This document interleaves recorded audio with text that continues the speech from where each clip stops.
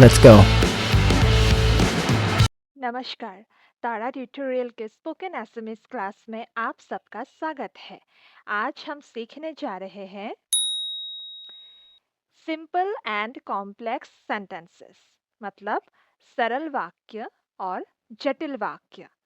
तो सरल वाक्यों को एक जटिल वाक्य में हम लोग कैसे परिवर्तित कर सकते हैं, एसएमएस में हम लोग कैसे इस तरह के वाक्य बना सकते हैं, आइए कुछ उदाहरणों के साथ आज सीखते हैं। लेकिन शुरुआत में आपसे एक विनम्र अनुरोध है कि आप इन वाक्यों को कहीं पे लिख लीजिए और समय निकालकर बार बार इसका अभ्यास कीजिए और इन वाक्यों के आधार पर अपने ज़रूरत के वाक्य बनाने की कोशिश कीजिए। ठीक है, चलिए देखते हैं।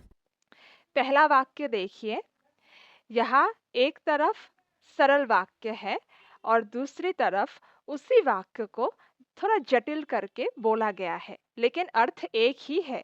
इस बात का ध्यान रखिएगा, वाक्यों का परिवर्तन हुआ है लेकिन अर्थ वही है। ठीक है, चलिए सीखते हैं। I know the name of this place. এই ঠাইখনৰ নাম মই জানো। এই ঠাইখনৰ नाम মই জানো। इस जगह का नाम मुझे पता है। अब इसी वाक्य को थोड़ा जटिल तरीके से हम लोग कैसे बोल सकते हैं, देखते हैं। I know what the name of this place is. এই ঠাইখনৰ নাম কি মই জানো। এই ঠাইখনৰ नाम কি মই জানো। इस जगह का नाम क्या है मुझे पता है। ठीक है, समझ में आ रहा होगा आपको। चलिए अगला देखते हैं। यह भी देखिए, एक तरफ सरल वाक्य है और दूसरी तरफ उसी वाक्य को जटिल रूप से लिखा गया है। He is sure of success. তেওঁ সফলতাৰ প্ৰতি নিশ্চিত। তেওঁ সফলতাৰ প্ৰতি নিশ্চিত। He is sure that he will succeed. তেওঁ নিশ্চিত যে তেওঁ সফল হ'ব। তেওঁ নিশ্চিত যে তেওঁ সফল হ'ব। अगला, I do not know his address. মই তেওঁৰ ঠিকনা নাজানো। মই তেওঁৰ ঠিকনা নাজানো। I don't know where he lives. তেওঁ ক'ত থাকে মই নাজানো। তেওঁ ক'ত থাকে মই নাজানো। I want him to go. মই বিচাৰো তেওঁ যাওক। মই বিচাৰো তেওঁ যাওক। I want that he should go. মই বিচাৰো যে তেওঁ যাব লাগে। মই বিচাৰো যে তেওঁ যাব লাগে। He will certainly help you. তেওঁ আপোনাক নিশ্চয় সহায় কৰিব। তেওঁ আপোনাক নিশ্চয় সহায় কৰিব। It is certain that he will help you. এইটো নিশ্চিত যে তেওঁ আপোনাক সহায় কৰিব। এইটো নিশ্চিত যে তেওঁ আপোনাক সহায় কৰিব। He is an honest man. তেওঁ এজন সৎ মানুহ। তেওঁ এজন সৎ মানুহ। He is a man who is honest. তেওঁ এজন এনেকুৱা ব্যক্তি যিজন সৎ। তেওঁ এজন এনেকুৱা ব্যক্তি যিজন সৎ। यहाँ देखिए, एक तरफ हत मानुह बोला गया है, हाँ, सच्चा इंसान।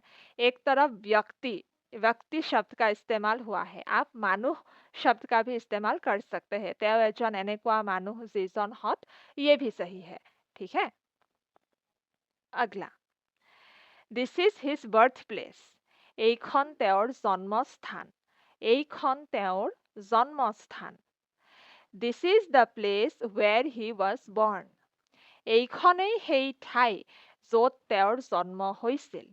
এইখনেই সেই ঠাই য'ত তেওঁৰ জন্ম হৈছিল। यही वो जगह है जहाँ उनका जन्म हुआ था। ठीक है, अगला, water to drink should be pure. খোৱা পানী বিশুদ্ধ হ'ব লাগে। খোৱা পানী বিশুদ্ধ হ'ব লাগে। খোৱা পানী বিশুদ্ধ হ'ব লাগে। The water that we drink should be pure. আমি যি পানী খাওঁ সেয়া বিশুদ্ধ হ'ব লাগে। আমি যি पानी खाऊं সেয়া বিশুদ্ধ হ'ব লাগে हम जो पानी पीते हैं वो विशुद्ध होना चाहिए ठीक है अगला he is the last man to do it তেওঁ সেই কাম কৰা শেষ মানুহ তেওঁ সেই কাম কৰা শেষ মানুহ he is the last man that would do it তেওঁৱেই শেষ মানুহ যিয়ে সেই কাম কৰিব তেওঁৱেই শেষ মানুহ যিয়ে সেই কাম কৰিব On going there, I found him sick. তালৈ গৈ মই তেওঁক অসুস্থ হৈ থকা দেখিলোঁ। তালৈ গৈ মই তেওঁক অসুস্থ হৈ থকা দেখিলোঁ। When I went there, I found him sick. মই যেতিয়া তালৈ গৈছিলোঁ তেতিয়া তেওঁক অসুস্থ হৈ থকা দেখিলোঁ। মই যেতিয়া তালৈ গৈছিলোঁ তেতিয়া তেওঁক অসুস্থ হৈ থকা দেখিলোঁ। मैं जब वहां गया था तब उनको अस्वस्थ देखा I cannot do it without your help. আপোনাৰ সহায় অবিহনে মই এইটো কৰিব নোৱাৰো। আপোনাৰ সহায় অবিহনে মই এইটো কৰিব নোৱাৰো। I cannot do it if you do not help me. যদি আপুনি মোক সহায় নকৰে তেন্তে মই এইটো কৰিব নোৱাৰো।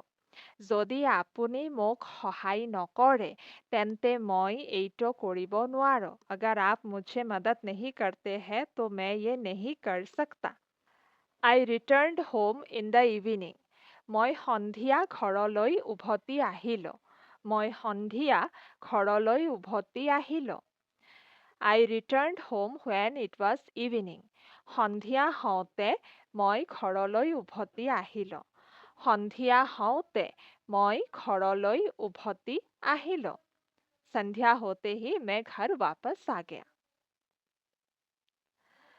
In spite of his opposition, I carried the point. তেওঁৰ বিৰোধিতা থকা স্বত্বেও মই কথাটো আগবঢ়ালো তেওঁৰ বিৰোধিতা থকা স্বত্বেও মই কথাটো আগবঢ়ালো Although he opposed, I carried the point. যদিও তেওঁ বিৰোধিতা কৰিছিল তথাপিও মই কথাটো আগবঢ়ালো যদিও তেওঁ বিৰোধিতা কৰিছিল তথাপি মই কথাটো আগবঢ়ালো भले ही उन्होंने इसका विरोध किया था फिर भी मैंने इस बात को आगे बढ़ाया ठीक है I know what his intention is তেওঁৰ উদ্দেশ্য কি মই জানো তেওঁৰ উদ্দেশ্য কি মই জানো I know his intention তেওঁৰ উদ্দেশ্য মই জানো তেওঁৰ উদ্দেশ্য মই জানো I know that he is guilty. মই জানো যে তেওঁ দোষী মই জানো যে তেওঁ দোষী I know him to be guilty. মই তেওঁক দোষী বুলি জানো মই তেওঁক দোষী বুলি জানো guilty মানে দোষী ঠিক আছে There is no truth in what he said. তেওঁ কোৱা কথাখিনিত কোনো সত্যতা নাই তেওঁ কোৱা কথাখিনিত কোনো সত্যতা নাই truth মানে সত্যতা There is no truth in his statement. তেওঁৰ কথাখিনিত কোনো সত্যতা নাই তেওঁৰ কথাখিনিত কোনো সত্যতা নাই I know the path which leads to his house. মই সেই ৰাস্তাটো জানো যিটো তেওঁৰ ঘৰলৈকে যায় মই সেই ৰাস্তাটো জানো যিটো তেওঁৰ ঘৰলৈকে যায় I know the path leading to his house. তেওঁৰ ঘৰলৈকে যোৱা ৰাস্তাটো মই জানো তেওঁৰ ঘৰলৈকে যোৱা ৰাস্তাটো মই জানো A servant who is faithful always serves his master. যিজন দাস বিশ্বাসী তেওঁ সদায় নিজৰ মালিকৰ সেৱা কৰে যিজন দাস বিশ্বাসী তেওঁ সদায় নিজৰ মালিকৰ সেৱা কৰে দাস মানে servant faithful মানে বিশ্বাসী always মানে সদায় serves মানে সেৱা কৰে master মানে মালিক A faithful servant always serves his master. এজন বিশ্বাসী দাসে সদায় নিজৰ মালিকৰ সেৱা কৰে এজন বিশ্বাসী দাসে সদায় নিজৰ মালিকৰ সেৱা কৰে। I want a pen that is made in India. মোক এনেকুৱা এটা কলম লাগে যিটো ভাৰতত নিৰ্মিত। মোক এনেকুৱা এটা কলম লাগে যিটো ভাৰতত নিৰ্মিত। मुझे ऐसा एक कलम चाहिए जो भारत में निर्मित है। I want a pen made in India. মোক ভাৰতত নিৰ্মিত এটা কলম লাগে। মোক ভাৰতত নিৰ্মিত এটা কলম লাগে। Though he is weak, he will try. যদিও সি দুৰ্বল, সি চেষ্টা কৰিব। যদিও সি দুৰ্বল, সি চেষ্টা কৰিব। Though মানে যদিও, weak মানে দুৰ্বল, try মানে চেষ্টা। He will try, সি চেষ্টা কৰিব। In spite of his weakness, he will try. দুৰ্বলতা সত্ত্বেও সি চেষ্টা কৰিব। দুৰ্বলতা সত্ত্বেও সি চেষ্টা কৰিব। In spite of, সত্ত্বেও। Okay? Next. He acted as he was instructed. যেনেকুৱা তেওঁক নিৰ্দেশ দিয়া হৈছিল তেনেকুৱাই তেওঁ কাম কৰিলে। যেনেকুৱা তেওঁক নিৰ্দেশ দিয়া হৈছিল তেনেকুৱাই তেওঁ কাম কৰিলে। जैसा उनको निर्देश दिया गया था उन्होंने वैसा ही काम किया। He acted according to the instructions. তেওঁ নিৰ্দেশনা অনুসৰি কাম কৰিলে। তেওঁ নিৰ্দেশনা অনুসৰি কাম কৰিলে। यहाँ instructions माने निर्देशना according to the instructions माने निर्देशना অনুসৰি। ঠিক আছে? Next, he was angry with me because I had disobeyed his orders. তেওঁ মোৰ ওপৰত খং কৰিছিল কাৰণ মই তেওঁৰ আদেশ অমান্য কৰিছিলোঁ। তেওঁ মোৰ ওপৰত খং কৰিছিল কাৰণ মই তেওঁৰ আদেশ অমান্য কৰিছিলোঁ। वो मेरे ऊपर गुस्सा थे क्योंकि मैंने उनका आदेश नहीं माना था। disobey অমান্য। ঠিক আছে? Because কাৰণ angry মানে খং। He was angry with me for disobeying his orders. তেওঁৰ আদেশ অমান্য কৰাৰ বাবে তেওঁ মোৰ ওপৰত খং কৰিছিল। তেওঁৰ আদেশ অমান্য কৰাৰ বাবে তেওঁ মোৰ ওপৰত খং কৰিছিল। আদেশ মানে অৰ্ডাৰ। ঠিক আছে? আগলা। The boy ate an apple. ল'ৰাটোৱে এটা আপেল খালে। ল'ৰাটোৱে এটা আপেল খালে। Because the boy was hungry, he ate an apple. যিহেতু ল'ৰাটোৰ ভোক লাগিছিল, সেয়ে সি আপেল এটা খালে। যিহেতু ল'ৰাটোৰ ভোক লাগিছিল, সেয়ে সি আপেল এটা খালে। We will leave for Shillong in the morning. আমি ৰাতিপুৱা শ্বিলঙলৈ যাম। আমি ৰাতিপুৱা শ্বিলঙলৈ যাম। When it is morning, we will go to Shillong. যেতিয়া ৰাতিপুৱা হ'ব, তেতিয়া আমি শ্বিলঙলৈ যাম। যেতিয়া ৰাতিপুৱা হ'ব, তেতিয়া আমি শ্বিলঙলৈ যাম। Those who are conscientious succeed. কৰ্তব্যপৰায়ণসকলেই সফলতা লাভ কৰে। কৰ্তব্যপৰায়ণসকলেই সফলতা লাভ কৰে। Success মানে সফলতা, কৰ্তব্যপৰায়ণ conscientious. ঠিক আছে? Those who are conscientious are the ones who succeed. যিসকল কৰ্তব্যপৰায়ণ, those who are conscientious, তেওঁলোকে সফলতা লাভ কৰে। Are the ones who succeed. তেওঁলোকে সফলতা লাভ কৰে। जो लोग कर्तव्यपरायण होते हैं वही लोग सफलता प्राप्त करते हैं। He listens to music when I study. মই পঢ়াৰ সময়ত সি গান শুনে। মই পঢ়াৰ সময়ত সি গান শুনে। When I study, he listens to music. যেতিয়া মই পঢ়ো, সি তেতিয়া গান শুনে। যেতিয়া মই পঢ়ো, সি তেতিয়া গান শুনে। जब मैं पढ़ता हूँ, वो तब गाना सुनता है। अगला, he declared himself a sinner. তেওঁ নিজকে পাপী বুলি ঘোষণা কৰিলে। তেওঁ নিজকে পাপী বুলি ঘোষণা কৰিলে। Sinner মানে পাপী। Himself, he himself, তেওঁ নিজকে। Declared, ঘোষণা কৰিলে। Okay? He is the one who declared himself a sinner. तेवे সেইজন ব্যক্তি, वही वो आदमी है, व्यक्ति है, जिए নিজকে पापी বুলি ঘোষণা কৰিছিল। जिन्होंने खुद को पापी घोषित किया। आप কৰিলে भी बोल सकते हैं, কৰিছিল भी बोल सकते हैं। तेवे সেইজন ব্যক্তি যিজনে या फिर जिए, दोनों में से कोई भी आप बोल सकते हैं। নিজকে পাপী বুলি ঘোষণা কৰিছিল या কৰিলে। The servant had gone to the market to buy goods. চাকৰটো সামগ্ৰী কিনিবলৈ বজাৰলৈ গৈছিল। চাকৰটো সামগ্ৰী কিনিবলৈ বজাৰলৈ গৈছিল। The servant, চাকৰটো, চাকৰ माने servant। इससे पहले सर्वेंट के लिए एक और शब्द भी हमें मिला था, है कि नहीं? तो वो भी सही है, ये भी सही है। সামগ্ৰী মানে গুডছ, কিনিবলৈ বজাৰলৈ গৈছিল। কিনা মানে টু বাই, বজাৰ মানে মাৰ্কেট।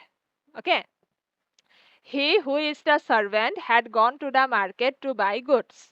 যিজন চাকৰ, जो नौकर है, তেওঁ সামগ্ৰী কিনিবলৈ, वो सामान खरीदने के लिए বজাৰলৈ গৈছিল, বাজাৰ গয়া था। যিজন চাকৰ তেওঁ সামগ্ৰী কিনিবলৈ বজাৰলৈ গৈছিল। I saw a sick man. মই এজন বেমাৰী মানুহক দেখিলো। মই এজন বেমাৰী মানুহক দেখিলো। Sick man, বেমাৰী মানুহ। I saw a man who was sick. মই এজন মানুহক দেখিলো যিজন বেমাৰত আছিল। মই এজন মানুহক দেখিলো, मैंने एक आदमी को देखा যিজন বেমাৰত আছিল, जो बीमार था। He bought his friend's house. তেওঁ তেওঁৰ বন্ধুৰ ঘৰটো কিনিলে। তেওঁ তেওঁৰ বন্ধুৰ ঘৰটো কিনিলে। বন্ধু মানে ফ্ৰেণ্ড, ঘৰ মানে হাউচ, কিনা মানে টু বাই, তেওঁ তেওঁৰ, he his। okay? He bought the house which belonged to his friend. তেওঁ সেই ঘৰটো কিনি ললে, or we can say তেওঁ সেই ঘৰটো কিনিলে যিটো তেওঁৰ বন্ধুৰ আছিল, जो उनके दोस्त के थे। उन्होंने वो घर खरीदा जो उनके दोस्त के थे। তেওঁ সেই ঘৰটো কিনিলে যিটো তেওঁৰ বন্ধুৰ আছিল। Poets are soft-hearted. কবিসকল কোমল হৃদয়ৰ। कवि लोग कोमल हृदय के होते हैं। কবিসকল কোমল হৃদয়ৰ। Soft, কোমল, হৃদয়, heart. Poets, কবিসকল। Poets have a soft heart.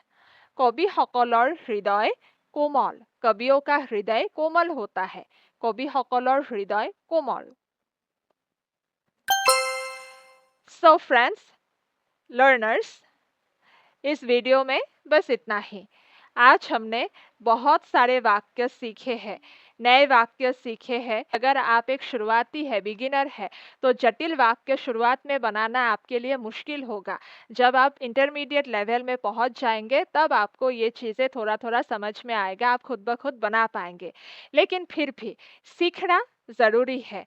नई चीज़ों को जितना आप सीखेंगे उतना समझेंगे, नए शब्द सीखेंगे, वो ज़रूरी है कि नहीं? तो यहाँ पे कुछ वाक्यों को मैंने एक एक करके एक्सप्लेन किया है, कुछ वाक्यों को अच्छे से एक्सप्लेन नहीं किया है। अगर आपके मन में कोई डाउट रह गया है तो आप नीचे दिए गए कमेंट सेक्शन में मुझसे पूछ सकते हैं। मैं बहुत जल्दी आपसे मिलूंगी एक और नए विषय के साथ। तब तक आप अपना अभ्यास जारी रखिए। इस वीडियो को अंत तक देखने के लिए आप सबका बहुत बहुत धन्यवाद। Thank you so much for watching the video till the end. Bye bye.